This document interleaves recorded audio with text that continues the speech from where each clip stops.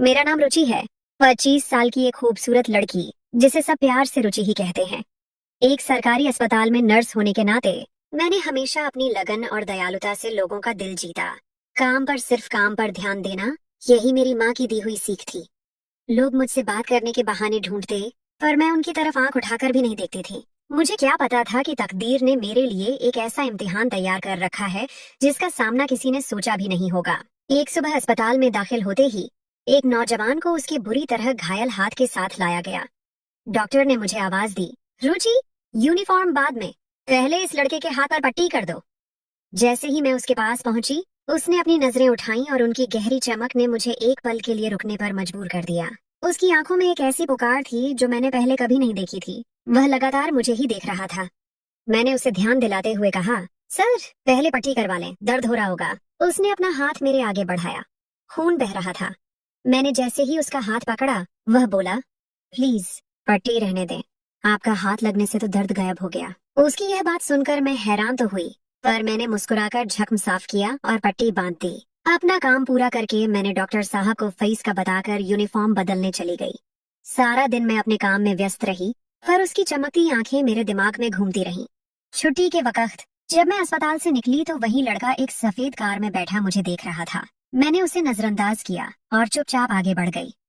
घर जाकर भी उसका चेहरा मेरी आंखों के सामने घूम रहा था, पर मैं घर के कामों में लगकर यह ख्याल दिमाग से निकालने की कोशिश करने लगी।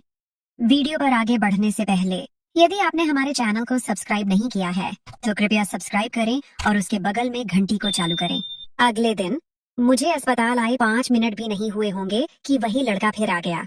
डॉक्टर साहब ने कहा, रुचि, देखो, इसी मरीज को फिर चोट लग गई है। मुझे तभी यकीन हो गया कि यह यहाँ सिर्फ मेरे लिए आया है। डॉक्टर के कहने पर मैं न चाहते हुए भी उसकी पट्टी करने लगी। पट्टी के बाद मैंने उससे कहा, सर, अब 3 दिन बाद आना, जख्म को ठीक होने में वक्त लगेगा। यह सुनते ही उसने कहा, क्यों? मैंने गुस्से में जवाब दिया, क्योंकि मेडिकल नियम यही कहते हैं। वह खामोशी से चला गया, पर जब मैं अगले दिन अस्पताल पहुंची तो वह फिर मौजूद था। मैंने गुस्से से कहा, सर, आपको 3 दिन बाद आने को कहा था। मेरी बात अभी पूरी भी नहीं हुई थी कि उसने अपना दूसरा हाथ मेरे आगे कर दिया। उस पर काफी गहरी चोट लगी हुई थी, जो देखकर मेरा दिल दुख गया। मैंने ना चाहते हुए भी पूछ लिया, सर, आपको यह चोट कैसे लगी? उसने मेरी तरफ देखते हुए कहा, आपको ना देखने की सजा है। मैं चुप हो गई। उसने मेरी खामोशी को तोड़ा और कहा, आपको देखने के बहाने ही तो ये चोट लगती है। एक दिन आपको न देखूं तो जैसे मेरा दिल बेचैन हो जाता है। मैंने सिर नीचे करके उसकी पट्टी बांधी और फिर मजाक के अंदाज में कहा, कल तो कोई चोट नहीं लगेगी ना आपको? बता दें, मैं कल छुट्टी ले लूंगी। उसने मेरी बात को काटते हुए कहा, प्लीज ऐसा जुल्म न करना मुझ पर। अब चोट तो रोज लगेगी, जब तक मेरी सांस चलेगी, क्योंकि आपसे बात करने का यह बहाना तो है ही। मैंने कहा, सर, खुद को तकलीफ देना गुनाह है। वह बोला, अगर आपको इतना ही एहसास है तो प्लीज अपना नंबर दे दो। रोज सिर्फ मोबाइल पर आपकी आवाज सुनकर ही काम चला लूंगा, वरना मैं रोज यहाँ आपसे बात करने के लिए ऐसे ही खुद को जख्म देता रहूंगा। मैंने न चाहते हुए भी उसको इस शर्त पर अपना मोबाइल नंबर दे दिया कि वह रोज सिर्फ एक बार नमस्ते कहकर फोन बंद कर देगा। अगले दिन सुबह 10 बजे मुझे एक अनजान नंबर से कॉल आई। मैंने फोन उठाया तो आवाज आई, नमस्ते। मैंने जवाब में नमस्ते कहा और पूछा, कौन? तो बोला, मैं जतिन, जिसे पट्टी करवाने आना था। मैंने फोन बंद कर दिया और एक मैसेज किया, आवाज सुन ली आपने, अब चोट नहीं लगानी। फिर वह रोज फोन करता, नमस्ते कहकर बंद कर देता। कुछ दिनों के बाद एक रात उसका रात 2 बजे के करीब मैसेज आया, क्या आप जाग रही हैं? मैंने उसे कोई जवाब नहीं दिया, क्योंकि मैं सो रही थी। अगले दिन जब उसकी कॉल आई तो उसने नमस्ते कहा। मैंने जवाब देकर कहा, जतिन, आप शर्त भूल रही हैं। हमारी शर्त में सिर्फ आवाज सुनना था, मैसेज करना नहीं था। वह बोला, माफ करना, रात को दिल नहीं लग रहा था तो मैसेज कर दिया। मैंने कहा, रात को ऐसी क्या बात थी? वह बोला, बस आपका चेहरा आंखों के सामने था और दिल को सुकून नहीं था। इस तरह हमारी बातचीत शुरू हो गई और हमने करीब 10 मिनट तक बात की।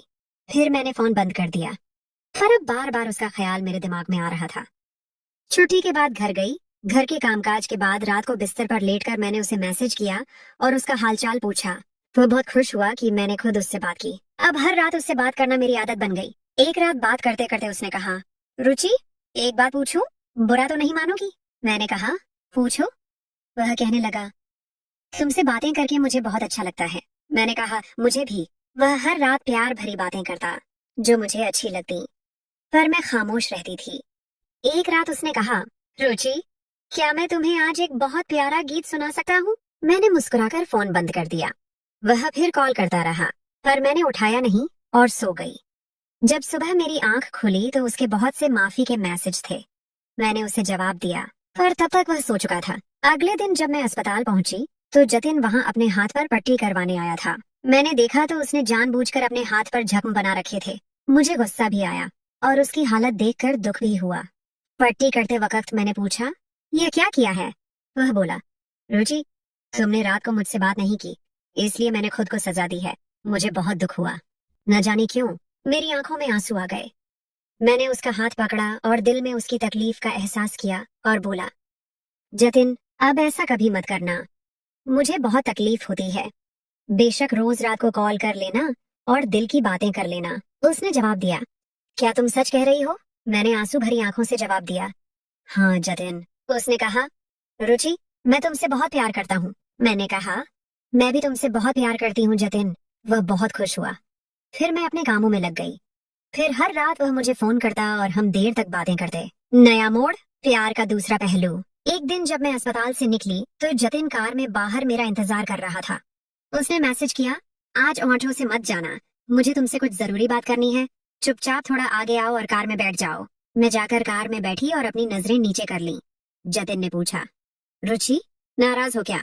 मैंने कहा, नहीं, बस डर लग रहा है कि कोई देख न ले। उसने गाड़ी चलाना शुरू की और मुझे एक छोटा सा बैग पकड़ा दिया।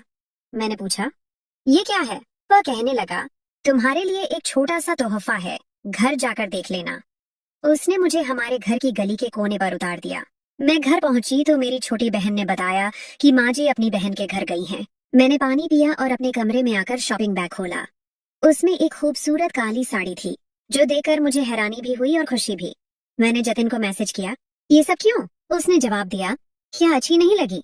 मैंने कहा, बहुत अच्छी लगी, बस शर्म आ रही है। मैंने उसका शुक्रिया अदा किया और फिर घर के कामों में लग गई। रात को हमने फिर बात की। ऐसे ही कुछ दिन गुजरे तो एक दिन जैसे ही मैं अस्पताल के लिए निकली, अचानक डॉक्टर साहब का फोन आया कि आज ड्यूटी पर ना आना, आज अस्पताल में मरम्मत का काम है, इसलिए छुट्टी है। मैं घर वापस आ गई। माँ जी पड़ोस में गई हुई थी। मैंने जतिन को फोन किया और बताया कि आज छुट्टी है, इसलिए दिन में बात नहीं हो सकती।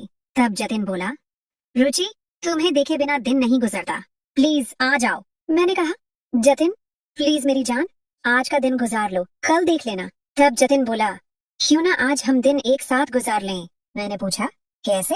जतिन ने कहा, तुम अस्पताल जाने का कहकर घर से निकल आओ, हम तुम्हारी ड्यूटी के वक्त तक एक साथ रहेंगे। मैंने इनकार कर दिया, पर वह बार बार कहता रहा।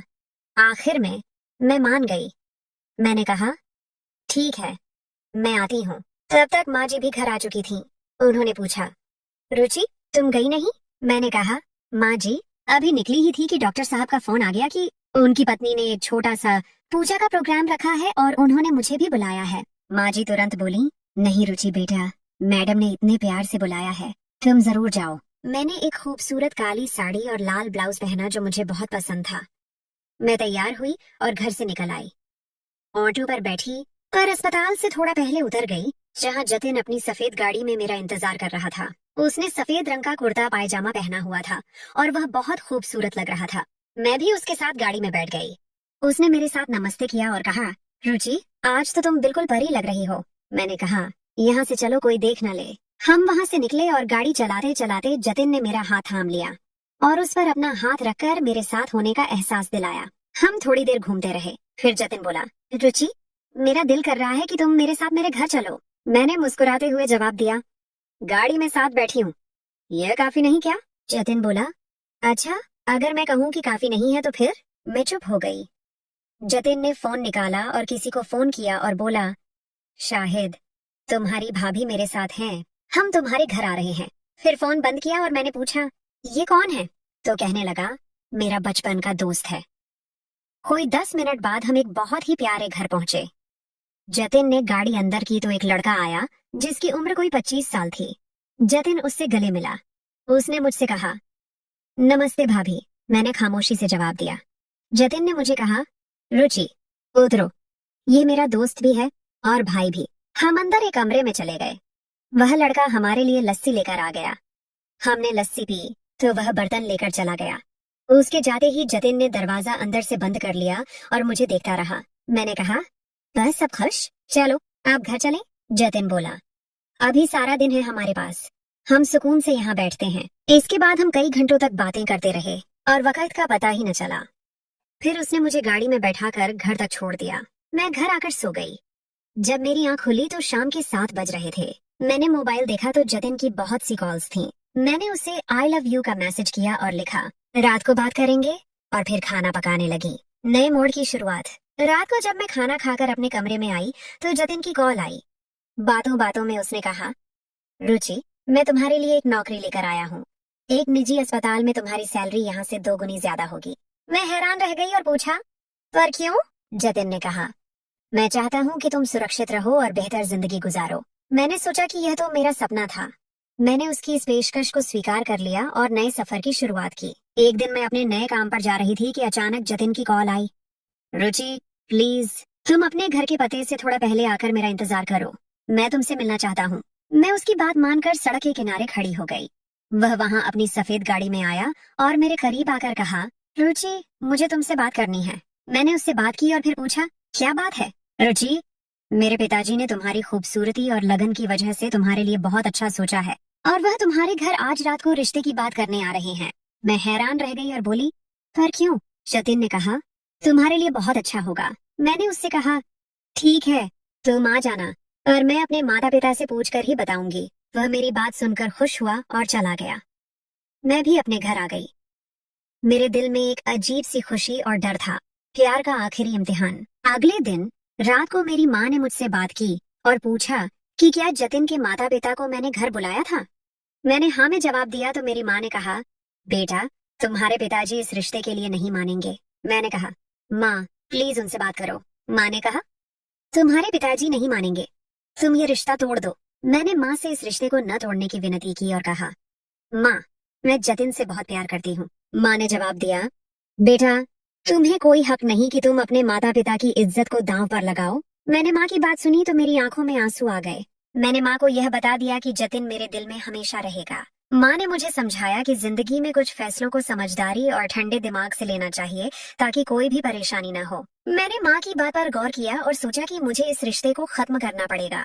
मैंने जतिन को फोन किया और उससे कहा, जतिन, मैं तुमसे मोहब्बत करती हूँ पर मैं तुम्हारे साथ नहीं रह सकती। जतिन ने पूछा, क्यों?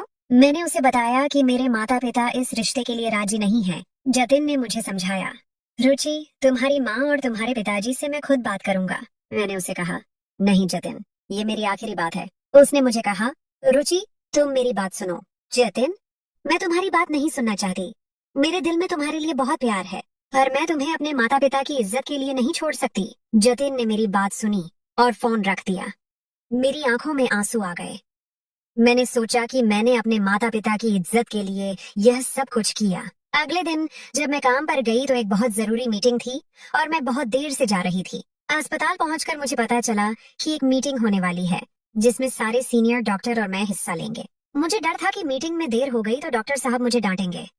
मैंने जल्दी से अपनी सीट पर जाकर बैठ गई। मीटिंग शुरू हो गई और मुझे पता चला कि मीटिंग में एक नए डॉक्टर को हमारी टीम का मुखिया बनाया गया है। जब मैंने देखा तो वह जतिन था।